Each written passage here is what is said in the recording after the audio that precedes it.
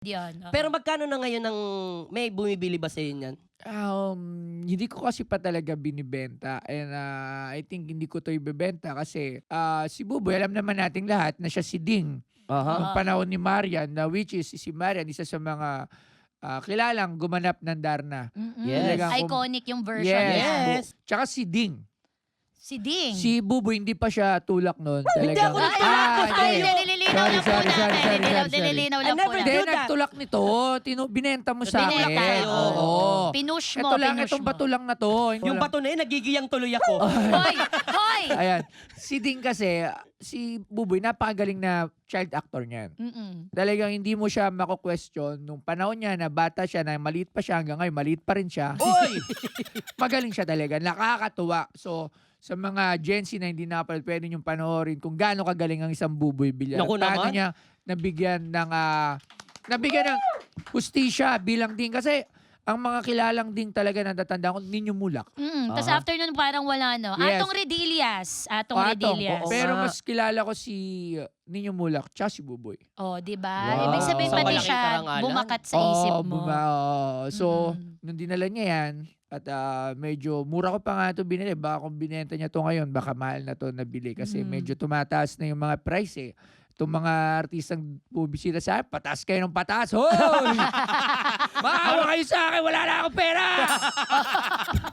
Di ba? Ibang klase. Alam mo, Oo. may kaba factor pag pinapanood kung saan kayo Grabe. magla-landing na pere. Na amount grabe. eh. Minsan wala na lang akong magawa. Hindi, pero kasi depende yan. So, interesado akong malaman to, Boss Toyo, kasi napag-uusapan natin ang value ng isang item pag may pumupunta sa'yo. Paano mo nabibigyan ng presyo? Kasi magkaiba Yan. ang price sa value. Ang Yes. price ay yung worth ng isang item. Tama. Ang Yeah. value ay yung charge na binibigay mo sa kanya. Alam mo yan yung isa sa pinakamahirap. Yung Sige, value. paano- Kasi Explain mo nga, Boss Toyo. lalong-lalo na kung ikaw artista, ikaw, kayo, Madam Chair, tsaka Vice Chair, gamit nyo. Or kaya kahit ako, di ba? Meron tayong isang gamit na mahalaga yung value sa atin. Kumbaga, ang hirap i-let go. Kunyari, isang trophy, award. Yes. So sa atin, it's priceless.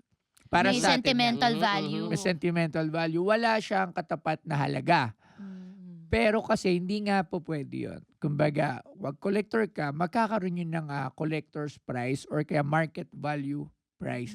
No, which is, doon nagkakaroon ng contradiction doon sa value na gusto mo doon sa gamit, pero doon sa totoong market price niya is hindi ganon.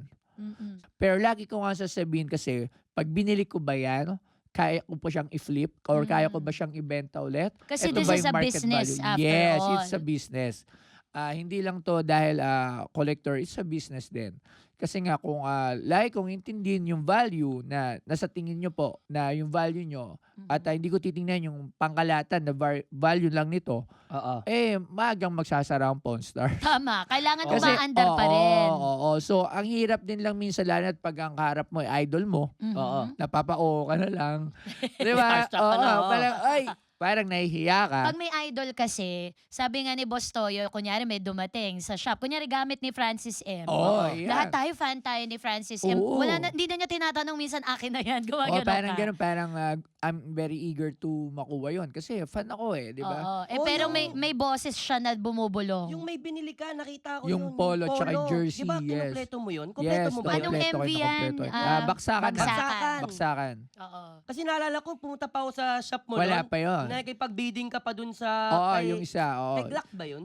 Unang-una si Sir Glock. Si Sir Ay, kay Glock. kay Sir Francis Glock M. muna, tapos Sir Chito Miranda, tapos kay Ma'am Pia, yung sa polo ni Sir Francis. Hanggang sa nabuo mo lahat. Nabuo ko yung tatlo. Kasi kung meron ako hindi nakuha doon, walang Walang pangit silbi na. yung collection. Oo. Iba pa So, rin pag kompleto. andun siya Oo. ngayon sa shop ko at nakadikit siya sa dingding. Isa sa mga, ano ko yan, sa mga... Ganda nun. Price possessions mo yan. Yes. Never mo ibebenta yan. Never, as of now, wala sa balak ko. Negosyante. As of now, depende sa presyo. Last bid is 8 million. So, Oh, maybe talaga? pagka tumaas pa, malaman natin. Pero Grabe, no? sa ngayon, hindi pa kasi isa yun sa mga talagang tawag dito. Gusto makita ng mga tao. Yes. Kasi hindi naman open for public yung Pawn Store .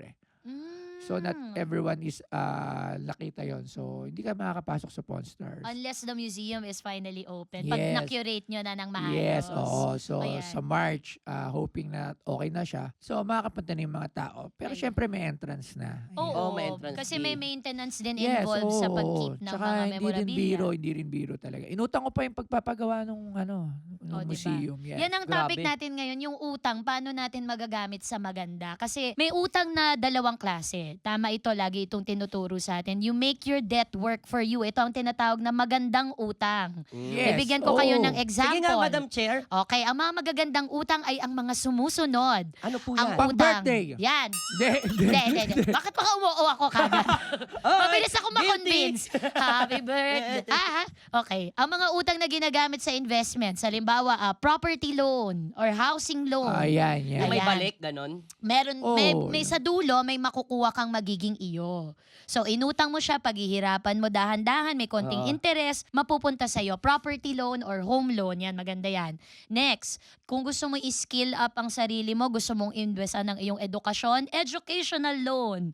Halimbawa, Ayan. may mahal na kurso, Nako. matalino ang bata, iuutang Oo. ito ngayon ng magulang para ma-feed at balang araw ang masusustain naman ng inyong pambayad ng utang ay yung produkto din ng negosyo, yung magiging career or Okay. magiging kahinat na ng buhay ng tao. At pangatlo na magandang utang, yung kagaya nung kay Boss Toyo, yung ginagamit na puhunan sa negosyo.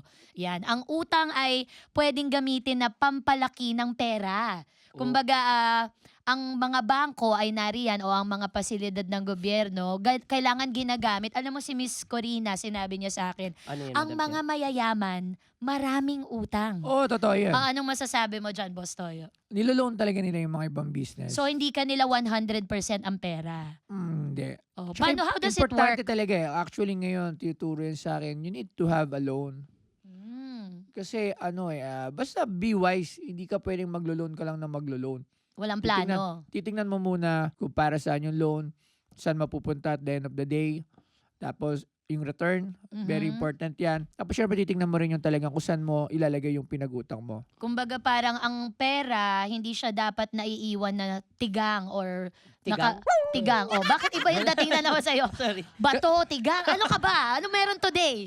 Kasi ganito yan eh. Kunyari, kahit naman may pera ka, ba't ka pa mangungutang may pera ka naman? Kunyari, may tatayo ka negosyo, Mhm. may pera ka naman. Oo.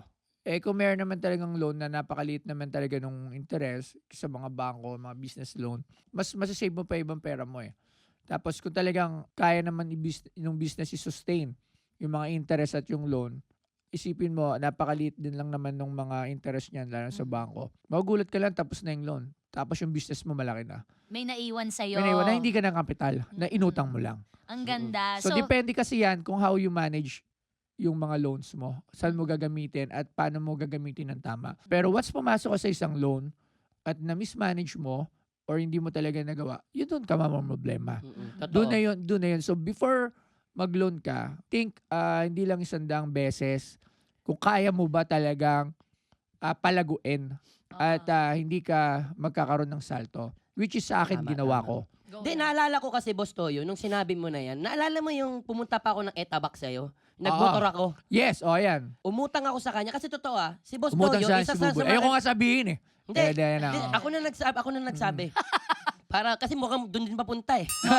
Gusto niyang ilaglag yung self niya. Inilaglag ko na yung self. Nangutang yan sa Hindi, mga totoo. 2018 ba? Oh. Parang 2018 ba? Yung bago mag-pandemic ata O yun. mga 19. Oh, Mga 19. pa-pandemic na eh. O mga Mga 2019 siguro. Basta, umutang ako sa'yo. Oo.